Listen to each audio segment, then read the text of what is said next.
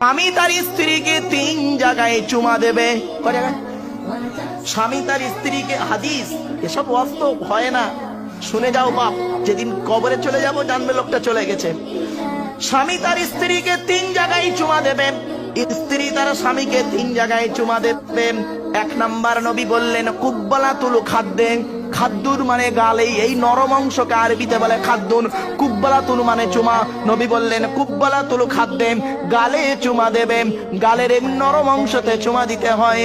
বোকারাম বোঝে না, তাই শক্ত অংশতে চুমা দেয়, স্বামী স্ত্রী গন্ডগোল পেকে যায়। যা ভুল করেছো করেছো, আজকের কাজা আদায় করবে।